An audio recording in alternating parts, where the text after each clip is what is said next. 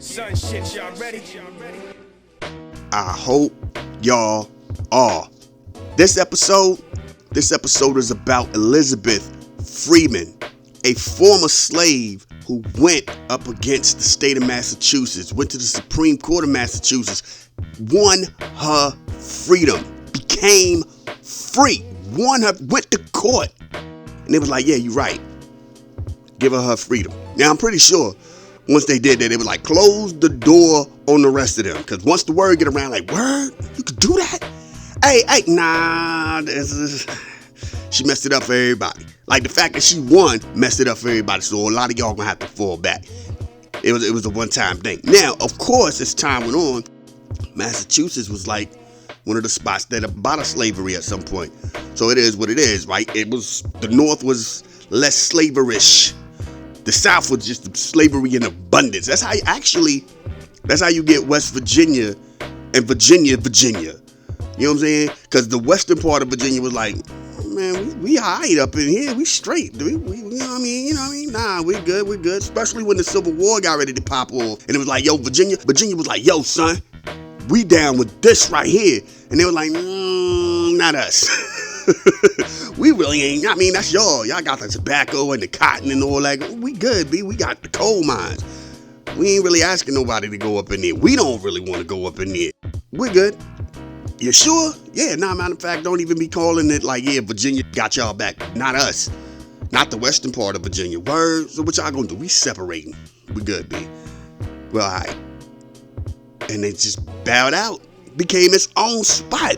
Wild part is all of America, all of this whole continent, this whole part of what we consider the United States was considered Virginia. Then it slashed down to where Michigan was. Then it became what we know of with Virginia and West Virginia. Then it became what we know of today. But yeah, man, like Virginia, when they tell y'all Virginia was a official tissue, all that and then some, we was official tissue, all that and then some. And I say we because I'm from Virginia, Newport News, VA, all day, don't play, keep it popping, shout it out. But anyway, and that's the joint, son. She went to court and got her freedom. Salute. You know what I mean? Now, I talked about this a little bit on the show, and you might even hear it on the thing, on this episode. I don't know if I said it in the first segment or the second segment, but this Bam thing, these Kobe, and it's mostly these Kobe fans. These Kobe fans are like, how dare he break Kobe record? He's a nobody. You know what I mean? Oh, this dude's boom. He a nobody. It happens. You know what I'm saying? It happens. Why are we out here huffing and puffing on this? Why y'all so upset? This man was hot and they gave him the ball and he did his thing. Oh man, it was the way they did it. What's the right way? What's the wrong way? You know what I'm saying? Here's what I will say. And I'm going to say this way. Because like I said, I know I talked about it already. But here's an added piece to it that I didn't speak on. Bam got 83 points in today's NBA. As super skilled as everybody is supposed to be. Right? I don't want to hear anybody go, I can't believe, I can't fathom, I refuse to acknowledge Wilt Chamberlin getting 100 points in a season where he averaged 50 points. You see what I'm saying? I don't want to hear that anymore. We just saw a dude who's not a star, not an elite superstar. He's not on the same level as a Kobe or a LeBron or a Michael Jordan or a Magic Johnson or Shaquille O'Neal. He's not even on the same league as them dudes. He's not on the same league as, and I say this with no malice, no disrespect, Dwayne Wade, Dwight Howard, Scottie Pippen, Charles Barkley. He's not on that level. He's not on the level of a Kevin Johnson. You know what I'm saying? Rod Strickland. He's not on the level of, you know what I mean? Like he's very, very low in the lane of superstars. He's that dude that somebody will say, like, oh yeah, and your man's in them. He's there. Wilt Chamberlain was God in the NBA when he was averaging 50 points against as they would love to say, plumbers, but definitely dudes who could not do anything with him. They changed rules because of him, right? So to say that you can't fathom this man getting 100 points when you watch this man get 83, bam, how can we say we can't believe that Wilt didn't get it? And what I always hear is, well, there ain't no footage. Let me take y'all on a little history lesson here. We need to thank David Stern. At the end of the day, while everybody goes, Magic and Bird saved the league, Michael Jordan saved the league, David Stern saved the league. David Stern had the foresight, had the concept, had the common sense, had the mental capacity to go, I better figure out how to capitalize on the excitement that these players are bringing. I need to figure out what I need to do to make people more interested in what these people are doing. Everything that goes, hey, would you like to be a part of this? Sure. Throw NBA on it. Throw the NBA in the mix. Boom, boom, boom, boom, boom. The NBA was never more popular than during the Magic and Bird era. The footage that we see, matter of fact, take it even further back, the footage you see of the ABA was a full functioning league. Barely got on TV, and when it did get on TV, it was rare. Like, the footage you see is rare because back in the day, and not even back in the day, even now, if you stop and really look, local television, when they played games, didn't keep the video. They didn't. A lot of them didn't keep the video. Think about the NBA now. Think about the NBA from the standpoint of the Jordan era and Barkley, the 90s and all that. When you really look at a lot of that, it's highlight clips that ESPN gave you, and it's from national games, the stuff that was televised on TNT or the stuff that was televised on NBC. It's not the local stuff. And I'm a Chicago. I seen the Chicago Bulls play because we had the WGN, GW. I forgot what the Chicago channel, right? So we saw all the Bulls games. We know the music. We know what all that looked like. And when they show you highlights of Michael Jordan, it's rare that they're from that. And if it is from that, it's the clip that you got that ESPN showed. It's not even like all the good stuff. Like, there could have been 2 plays down that was miraculous, but the play that was the highlight is the highlight that you always see. You don't even see the play 2 plays back. You know what I mean?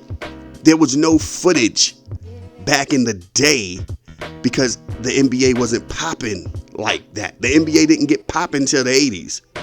You know what I'm saying? There was no footage. There was no real footage of Bob Cousy in them. There's rare footage of Bill Russell. There's no real footage of the NBA because when it did come on TV, if you did see it, even then they were just showing you clips. People go, well, where's the radio audio? They didn't hold radio audio like that. There were a whole soap opera series that were radio shows that you can't find. The story is about Superman, and I'm gonna veer off real quick. There was a thing where the Klan was really becoming popular. Really, really popular. And they were like, well, how do you stop this? I know. We'll have an episode on the radio, because Superman was the hottest thing on the radio, where Superman calls the Klan out as being stupid and moronic and dumb, and he stops the Klan. That episode is hard to find, but that episode is something that everybody has heard about. You know what I'm saying? It's folklore. Like, that put a dent in the recruiting of younger white kids trying to join the Klan. When I say younger, I'm not talking about just little kids. I'm talking about teenagers, probably right there at the threshold of adulthood. And Superman was like, oh yeah, y'all corny, son. Who would want to do that? Why would you want to do that? And they fell back like, oh, well, Superman. And then the common sense is, especially when you're an older person, well, Superman couldn't join them anyway because he's an alien. He's not even human. He just looks white. Yeah, Superman, you're right. This is stupid because everybody loves you. You're right, Superman. I can't ride with you. And the Klan recruitment dropped. And if you go out here and go, yo, let me find that audio, and here's what I'm gonna do for y'all. We gonna pull it up. Like, let me pull this joint up. Now, if you type it in, Superman takes down the KKK. I think there's a one YouTube thing that supposedly has the whole thing. I'm not gonna listen to the whole thing to even find out. But they're like, it's 2 hours or something. So I don't know if that's them talking about it or if that's them, or if that is them playing the actual joint. But that's it. It's not like it was an abundance of joints, but the story is there. You see what I'm saying? So now you flip that and you go, where's the audio for the 100-point game from Wilt? And if you heard it, would you even believe it? Especially today. Would you even believe it? AI done ruined everything, son. Everything. Wilt Chamberlin gets this. But there's a stat line. That's the other thing about it too. There's a stat line. And for people who always go, well, if he had 100 points, what was the game like then, son? What was the game? 1962. Wilt Chamberlin had 100 points. The team had 169 points. The team had 169 points. You see what I'm saying? The team had that. So that meant he scored 100 out the 169. Matter of fact, if you go by the quarters, 42, 37, 46, 44.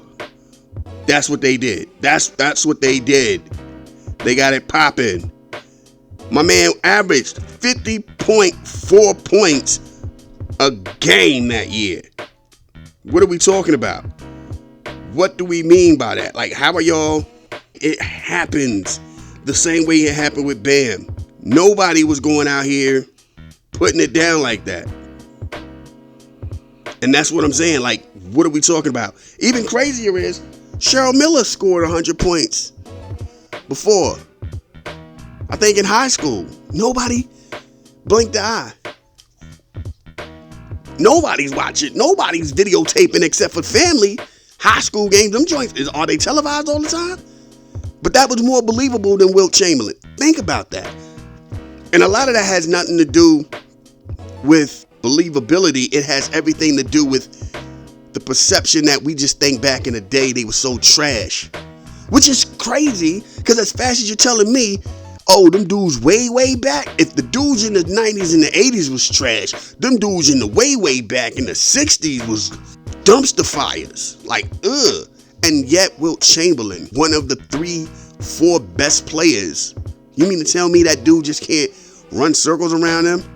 You mean to tell me this dude can't look like an adult playing with little children, just scoring at will? Yeah, I see what you're saying. So what makes you think the 100 points don't rock? I'm just saying, dog. I need to see it. And then you saw what you saw with Bam, and you hated on it. You see what I'm saying? Like, it's weird. It's this whole thing with my man was just ridiculous to me. Anyway, now that we got away from basketball, here's another conspiracy theory that is crazy. Billy Corgan of Smashing Pumpkins, and owns, I don't know if he still owns it, but he used to own the NWA, the wrestling company. The NWA, my man from Smashing Pumpkins owned it, used to own it, owns it, don't know. I have to look that up. But my man goes, yo, rap killed rock. And he points to the dates, 1998 and 1999. And he says, this is the part that's crazy, because he says the same thing a lot of hip hop dudes were saying about this same time era. The CIA infiltrated the music industry and told them to promote more and more ignorant and gangster music. It's crazy. He's saying the same thing black people have said. Here's where it gets really weird, and I'm not even going to get into all the racist comments that came from that. Oh my God, the racist comments from white people about that was weird. And it was weird because he wasn't even blaming the artist. He was blaming the government and the industry. You know what I'm saying? Because at the end of the day, if you tell them, my bad. At the end of the day, if you tell a brother popping balloons is the most popular thing right now, everybody's gonna pop a balloon. You know what I'm saying? We see stuff that if it trends, people are going to follow it to be somebody or to get something out of it. Blaming the artist for going, oh, I have to act ignorant and talk about guns and sex and be over-sexualized and gangster, and that's going to get me on the radio, and I can travel the world, and I can get this money, and I can have the hot girls. How dare you not do it? There are a lot of people who didn't, but how dare you don't take the chance, right? So, watching white people blame black people for trying to capitalize on something that they thought, hey, I could probably be good at this and get some money from it. It's crazy. But yeah, he goes, yeah, CIA and then went to the record labels and was like, yo, continuously sign these groups and these artists and flood MTV. And he said MTV switched. And he said it felt like it was overnight. One day it was rock, and then the next day it was rap. Just boom, like that. Like nobody knows what happens. Here's the thing: he's not lying about any of that. And when we get into that conspiracy theory, I'm a double down on it. I'm gonna triple down on it, and I'm gonna tell you exactly my perspective. This is my adage to this conspiracy theory. The CIA said, yeah, do that. We'll kill two birds with one stone. You have these rappers go out here and make this kind of music. You'll mess around and have a lot of brothers go to jail. You have a lot of brothers probably hurt or deceased. You know what I'm saying? We'll tear down our own community. We'll burn down our own community. We will mess our community up. But as the older folks go, it's the rap music. The younger folks will go, ooh, y'all out of touch. This is reality, which is what we did. We were like, oh man, this is reality, son. This is the real world we live in. You don't know what you're talking about, Pops. We was really out here like that. Don't even, we were bugging. You know what I mean? And while that's happening, suburban white moms, because it's always suburban white women, will then band together and ban rap music. They will go out there. Y'all don't understand. Al Gore's wife is the reason why we get the explicit stickers. White women being upset. Remember when 2 Live Crew was on Donahue or somebody joints, and when they was doing their song, who was the camera panning on? White women. Because a few white dudes who was there, they were looking at that booty like, Al, I'm sorry, Maggie, but the way that jiggles, yours could never jiggle. Like, oh my God. Look at that. Ooh. So what's the name of this group? You better not, Harold. Don't you dare. I'm sorry. Went on home that night and went straight to the local. He started driving through the projects. She has one just like one of those 2 Live girls. I got the tape and popped it in. Oh my God, we're playing that. It's an old white man. Hey, could you dance to this? Okay, here's $20. What? For real? You pay me $20 just to dance to this? I dance to this for free. Doesn't even matter. Can you continue? Then he goes home and he puts the work in on his wife. Oh my God, Harold, what needs? Don't even say nothing. Don't mess this groove up. But suburban white moms, we're going to take down hip hop. But what happened, and this is the part that my man Kerrigan doesn't speak on. What happens is the boy band is starting to blow up the same time in 98 and 99. So while the white boys were like, yeah, son, they talking all that craziness, shoot 'em up, gangster. And y'all remember white kids around that time were throwing up gang signs, weren't nowhere near gangs. They were doing all kind of stupid stuff on it. And the white girls were into the boy bands. Backstreet Boys, NSYNC, 98 Degrees, you name it. They got like 4 to 5 white dudes just walking around harmonizing. You know what I mean? So now the white women can't get too mad because, hey, my daughter will never be part of that. So, we're okay. And that messed the dynamic up. So now the CIA is like, well, shoot, at least we got half of this right. But then that messed up too because at the same time, around 98, 90, the hip hop wasn't trying to be gangster anymore. because MTV made such a switch that around that time, what you also had was, and this is the part of the conspiracy that he didn't speak on, because to me, this is where my conspiracy again kicks in. Hip hop adjusted and became pop. Rock never adjusted. Rock kept it real the whole way through and got left behind. Diddy, Trackmaster Productions, Will Smith as a rapper, no longer the Fresh Prince, he's Will Smith, the rapper. Jay-Z started to switch up. DMX was still aggressive, but the videos made it look fun. You know what I'm saying? Dr. Dre, now he has Eminem somewhere in the cut coming through. He's not as aggressive anymore. Snoop, this is around the time Snoop is over here with No Limit. No Limit is, as much as they say some more gangster stuff, it looked fun. And that's all that mattered. They looked fun. The dynamic of music changed. By 1998, it wasn't even gangster. Nas had switched up. Artists switched up. Rock was still trying to be rock. So they got left behind. If you didn't switch over, you got left behind. And so many rock artists got left behind. And the only reason the ones that didn't get left behind stayed in the forefront was because they had a piece of hip hop with it. Limp Bizkit. You know what I'm saying? Linkin Park, Korn. They gave you enough of something. Incubus. They gave you enough of something where it was like, okay, that's kind of like hip hop-ish. Okay. So it really wasn't so much that, as he like to say, rap killed rock. It was rock didn't sell out. Hip hop did. Ja Rule was the biggest dude in the game for about 4 to 5 years. Hands down. Right before 50 came in, 03?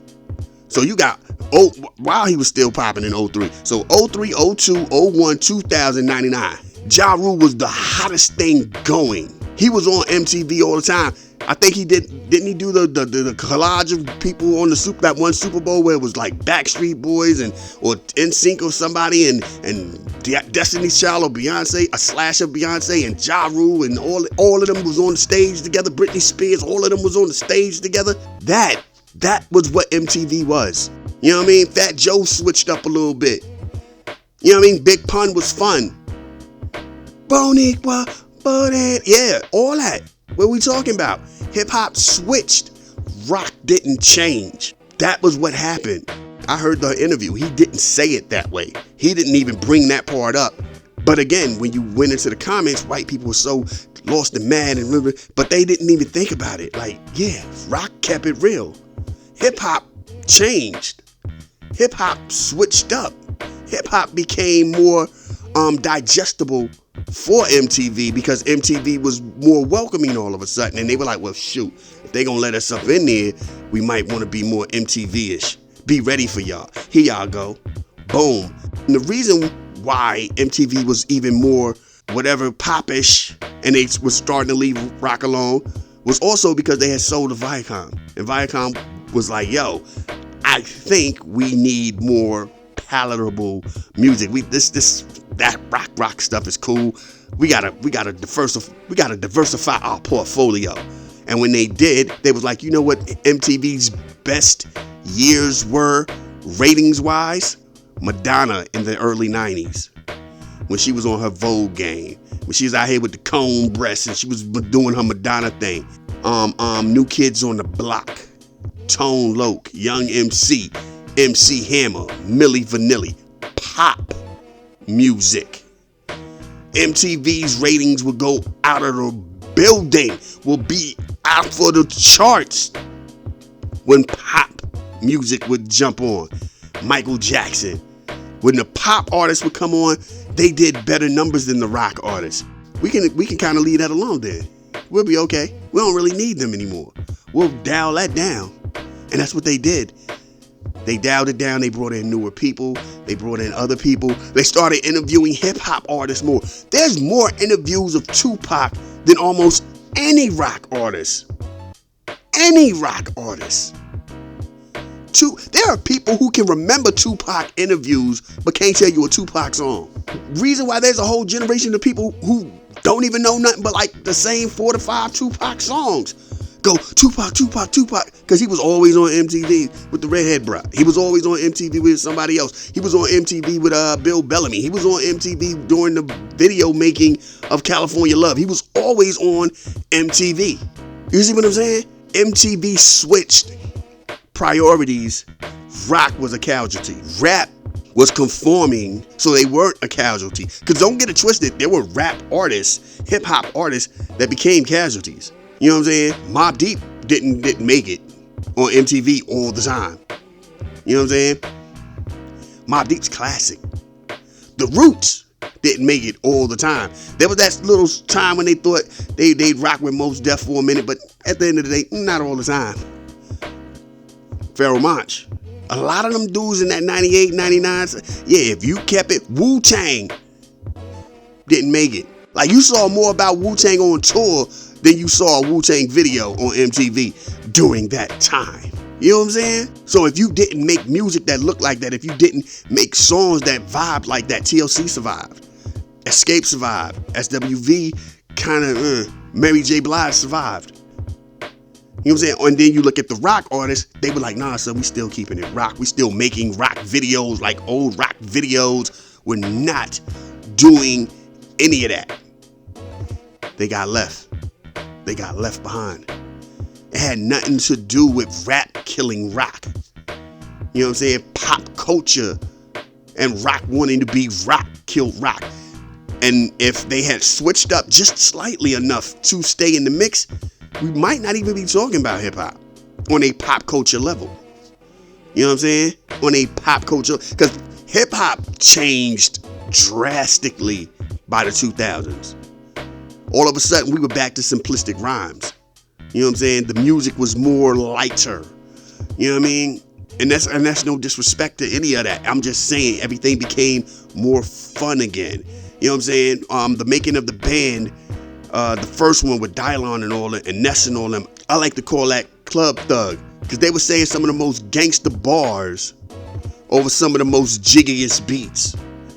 And as long as you felt the beat and the hook was straight, you were good. Matter of fact, I tell people all the time, that season, those 2 seasons of making a band, listen to everything about that. That was the industry. They were giving you the blueprint to follow if you wanted to make it in the industry. There's a point, and I know I'm off topic, but I'm not really, because I'm done with that topic. And this is, you have to hear this part, because this is the part that people don't pay attention to. There's a part where Puff was gone doing whatever Puff was doing. He probably baby lotions and all that, and doing all kind of crazy stuff. And he came and it was over with, and he was like, yeah, I'm back on Monday. And he was like, yo, what they been doing? Well, yeah, you know what I'm saying? They've been goofing off, and every once in a while they go up in the studio and they do some stuff. Let me hear something. He'll hear something. He's like, yeah, the beat straight. What the hook sound like? Yeah, nah, them bars is like, can you speed it up to where the hook at? I ain't feeling that hook. Yeah, them bars is alright, but yeah, what's the hook? That the hook is alright, but that beat don't, you know what I mean? That beat, I can't see myself popping up in the club for that. That's a little too hood. He was giving you the blueprint. Don't nobody care about these bars no more. Is the beat good enough for the club, and is the hook gonna be the memorable thing? He gave you the blueprint. He gave you the blueprint of what the industry wanted. And another thing that I think a lot of people never paid attention to, and as you talk to those artists afterwards and you realize they technically, quote unquote, weren't signed to Puff, they were actually signed to MTV through Puff. Puff came up in there with his own inside producers. Puff came in there and he had his management team managing them. Everything was Puff's people with these people. So if these people are getting jerked, it's Puff's, because they're not looking out for the artist. They're looking out for Bad Boy's interests. Industry insider stuff that you just, as you watch it, you're like, hold on. These dudes work for him, but they're supposed to be looking out for them. That's a conflict of interest. And we're just watching this on television and nobody said anything. And even as a young dude, I peeped that. I'm like, that don't even make sense. Hold on. Everybody technically worked for this dude, so they'll never really be on the side of them. They don't really have their best interest in mind. Ooh, that don't even look right. Is that what they do in the game? Huh. And that was how I felt about it. You know what I mean? Like, you were just like, yo, that's wild. Is that what that's what we doing? Alright, whatever. You know what I mean? But the industry is the industry. And I peeped those seasons, and it was just wild. There's a part, everybody knows the infamous cheesecake thing, and Andre Harrell was there. And Andre Harrell said, yes, son, I will do anything to be in this situation. Now, I don't know if Andre Harrell actually was that kind of person, because by the way, Andre Harrell was a part of a rap duo. Then he started up Uptown Records. So I don't think, he might have been maybe he kind of did that a little bit to get the inside on how to start your own joint from Russ. Maybe, I don't know.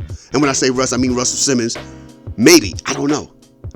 But I do know, because it's common knowledge, Diddy was working for Uptown Records. You know what I'm saying? And he was that guy. He did everything he needed. What you need, boss? What you got, boss? Anything next? And then he started dabbling in the cut. Hey, word, you know what? I could do this for you. I could do that for you. Oh, word. He became the right-hand man. So that walking to the cheesecake thing to go get my cheesecake and them having that look and him going, yo, you got to be able to do whatever it takes. And Andre Harrell is like, yo, because he was that kind of guy. So, yeah, he wants that. From y'all, he wants that kind of dedication. And they're all like, yo, it ain't that serious, dog. I think you just played us for TV. That don't even make sense. Nah. I bet you ain't had Big walking around trying to get cheesecake. Nah, son, don't play with me like that. Like we all, nah. You ain't had 112 walking around for no cheesecake. I bet you ain't had them up in here doing all that. Nah, B, nah. You ain't gonna play me like that. They had a right to be upset. You know what I mean? But the game, it's the game, son. He was giving you game.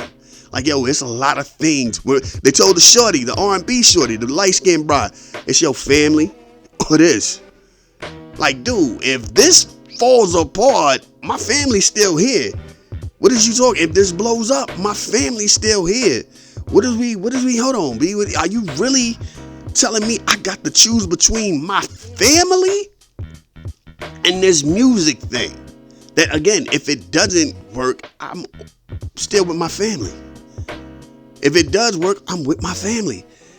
This is my support system. This is my world. This is my dream and my passion. And I get it, you got to make sacrifices, but you telling me to sacrifice the thing. Huh? Did you? And that's the thing. You turn that thing around and did you? And everybody get lost a little bit. And there's some who did. There's a lot of people like, yo, man, I ain't never been in a real relationship because this joint was always on me. This was always calling me. There's a few brothers and sisters out here that was on their Charlene Anthony Hamilton thing. Like, you know, I know what you're doing, and I'm trying to get my dream popping, mama. I'll be back. Give me a second. I'll be back. I'ma make it, and then you gonna see everything gonna blossom for us. Just I got to do what I gotta do, baby. You know what I'm saying? I get that. But my man told her, like, yo, it's this or this. Wow, son. Wow. And again, the underlining thing is, how far will you go? Which means he probably, you know what I mean? Like in the real world, he was ready to slap meat to it. You know what I mean? Like, yo, slide through real quick. You know what I mean? I'm not trying to sound wrong. I'm just saying that's what the game is. But anyway, what is this about? Because we done talked about sports for no reason. I'm still mad. People be like, man, I don't think he got 100 points. Alright, man. Bunch of dudes who sit around in game chairs debating about outside. Like, how y'all do you play? Do you really get outside and do? I'm just saying. Alright, then shut up. You just shut up. You don't know nothing about having a high hand, then. You corny, B. Anyway, this is Elizabeth Freeman. Her story is dope. Please look up her story. Please look up this woman's story. This is Women's Month, Women's History Month. And we do what we do, how we do when we do. Always keep it popping, and it's always brand new.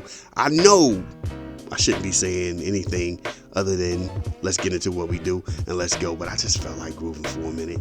You know what I mean? Yeah. let's get ready to do what we do. Thank y'all for listening. Google me, Bing me. We got the podcast streaming everywhere, obviously. And thank y'all for listening. Obviously, we got the mix show that is actually on Legal Crime Radio 2 nights a week. Wednesday nights at 8, Saturday nights at 6 p.m. Eastern time for all of that. So yeah, man, just check. We trying to get down. That's why I say Google or Bing me, because we also got things on social media. I'm trying to step my social media game up, and it's so just. Thank y'all for rocking. Let's get into it. Let's go. Yes. Yeah. I told y'all, Woo Wednesdays, we kind of break the cycle. We play everything. The new, the old. One of these days, we're going to play some demos. Some Wu-Tang demos. Wu-Tang demos.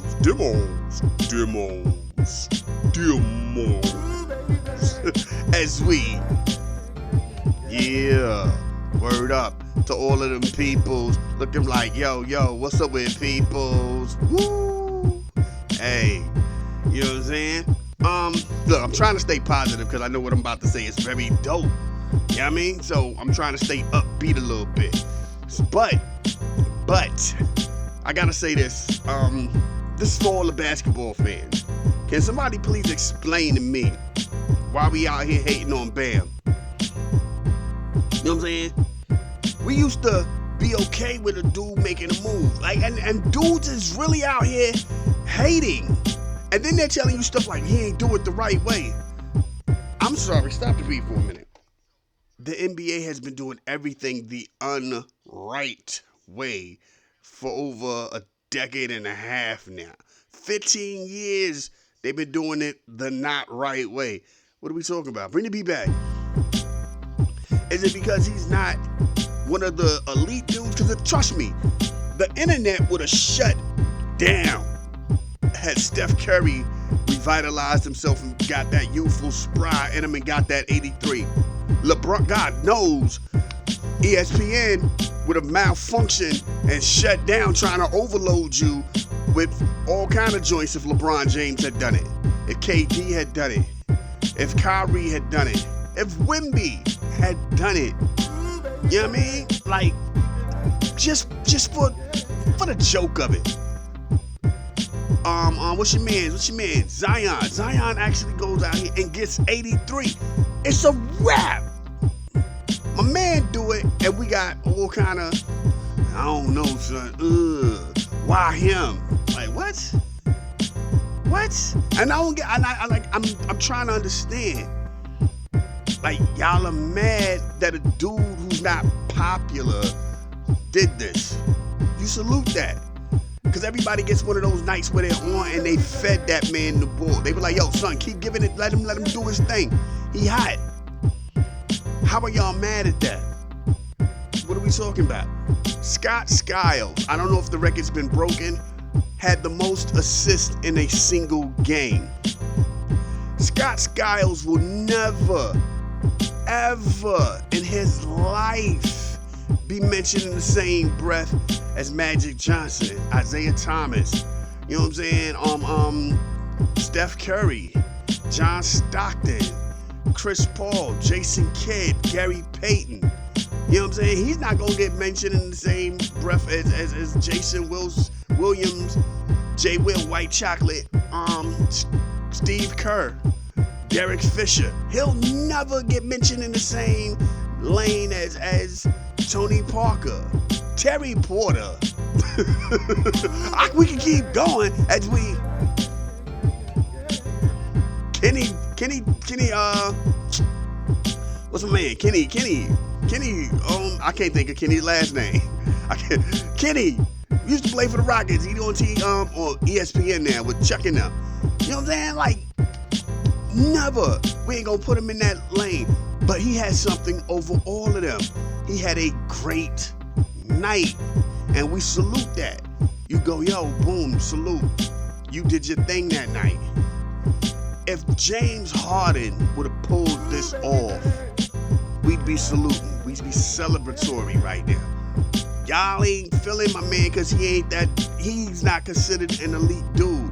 If the Joker did this, if Luka did this, it'd be a different conversation. You know what I'm saying? It wouldn't even be all that, oh, he ain't do it the right way. He was at the free throw line. Dude, nah, son.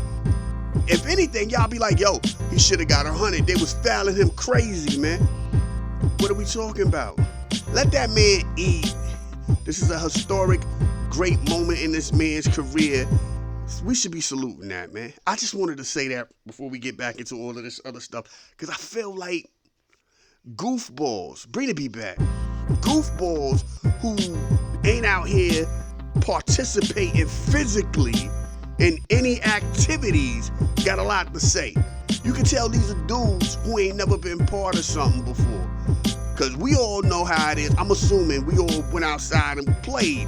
So when your man's got the hot hand, you do what? You keep giving that man's the ball. Boom, shoot that. Boom, shoot that. Man, let's splash these dudes, man. Oh, that's right. Yeah. Man, tell him who you are. Tomorrow, he ain't gonna... Yesterday, he could barely get a run. For whatever reason, today, the basketball gods was like, here you go, bruh. Splash him on him. Splash. And he got hot.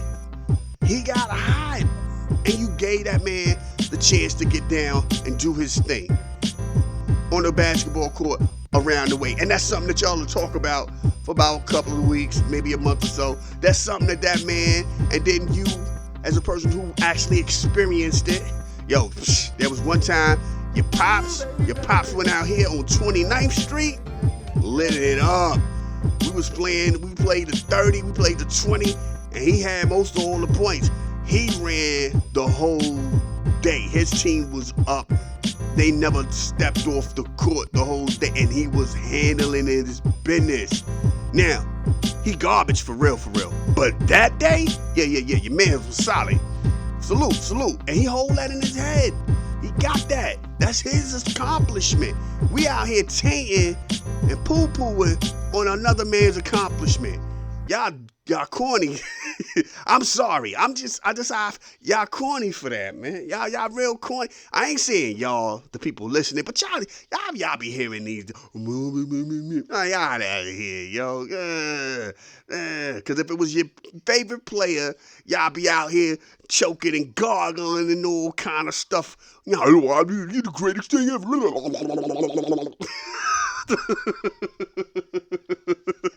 Don't act like I'm wrong. Y'all know, dudes. If that was Anthony, dog, he the greatest thing ever. I think he even better than Kobe.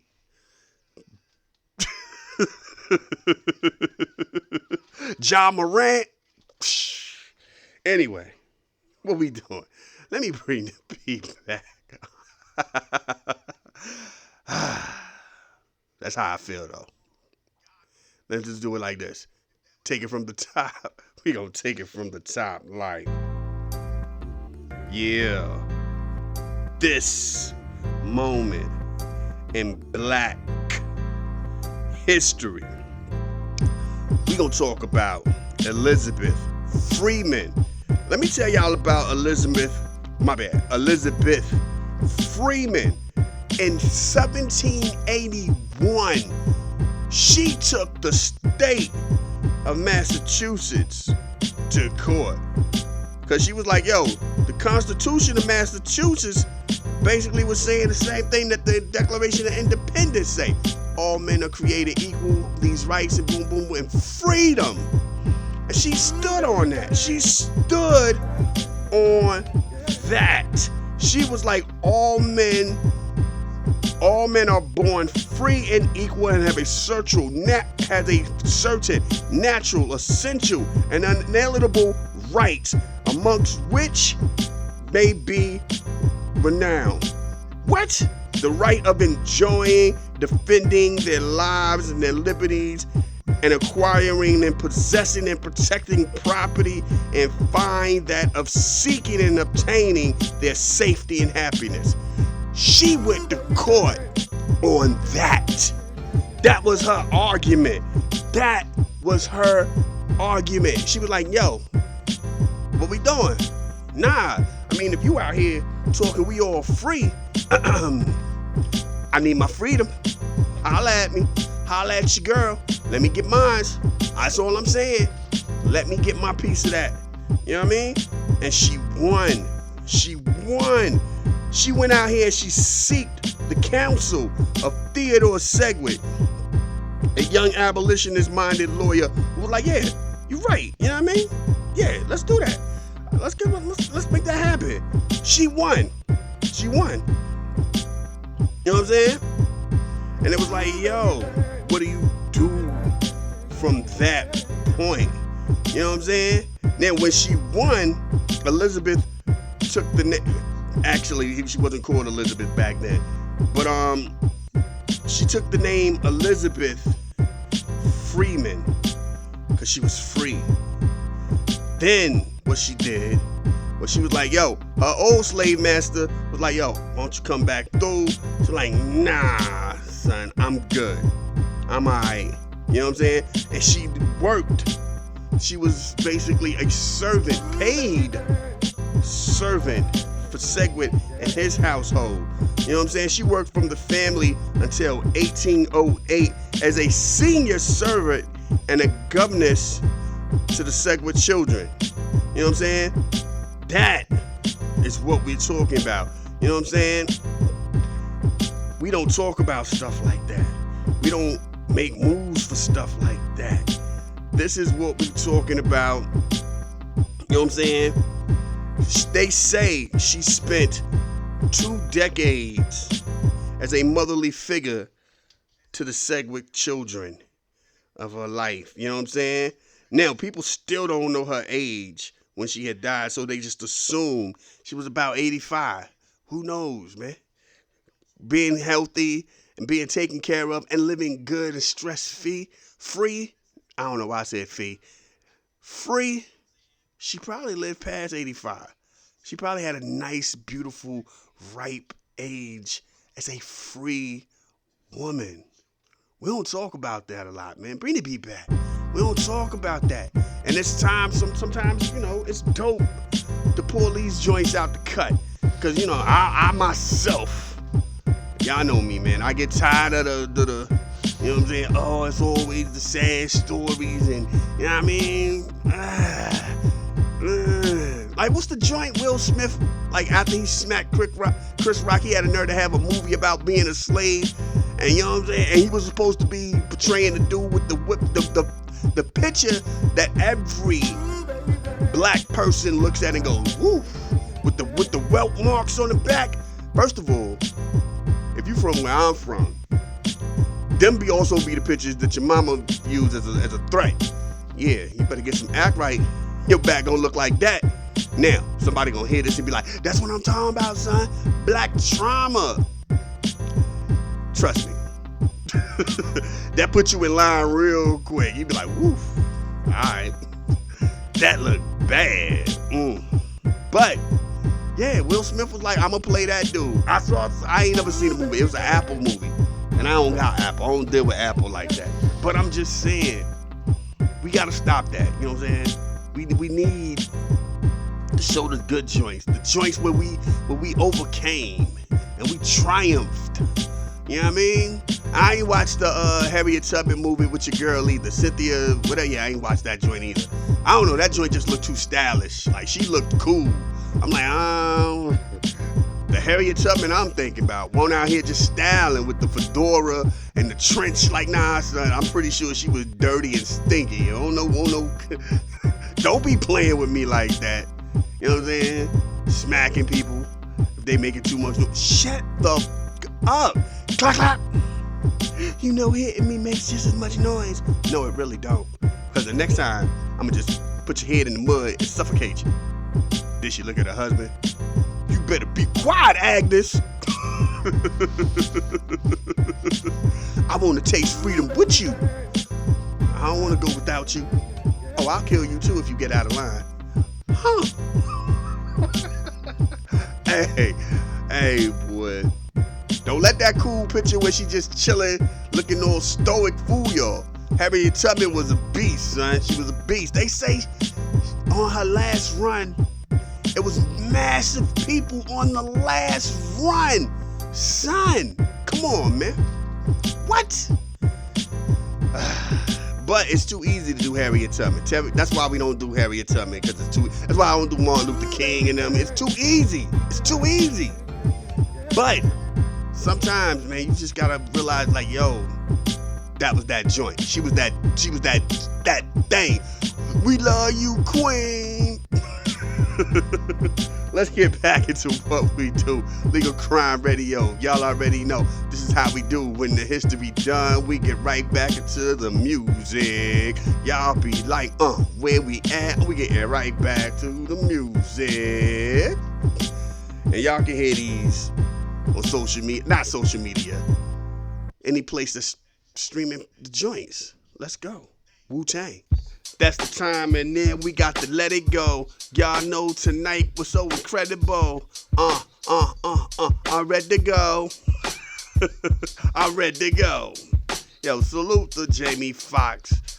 Yo, they had us out here saying that on Thanks to the Living Color. They was out here, you had, and sure, I didn't even know Shorty really said that, but then you had a Shorty go, I'm ready to go. Them be the Shorties that, like, that's the plus one. That's the plus one or plus two, plus three. She was the plus though. And she come through, and then she done surveyed the joint, like, I don't even feel none of these dudes. Now the other side of that is, no dudes feeling her either. So she was really like, yo, I'm ready to go. I got to get up out of here. You know what I'm saying? She got things to do. She got people to see. She got whatever. And you just looking at her like, all right, yo. Now whoever you with, they gotta go on her time. Cause salute the women who roll together. You know what I mean? Ain't none of that, I'ma leave. Girl, you can go without me. Nah, I'm not. We came together, we leaves together. Salute to that. I love that. Even when it is Shorty that's ready to go, she get on your nerves. You be like, hey. Alright then, I'ma holler at you. You don't even need her number. How do I not need her number? Huh? I'm trying to holler at her. What you talking about? Huh? Anyway, let me get up out of here. 1 to the 2 to the 3. They say you only live once.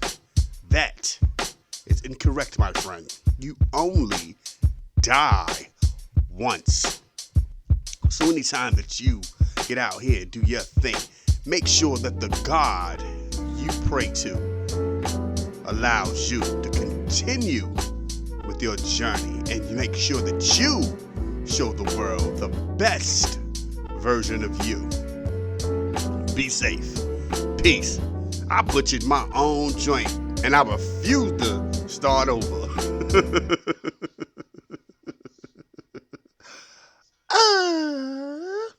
This is a Soul of Art presentation.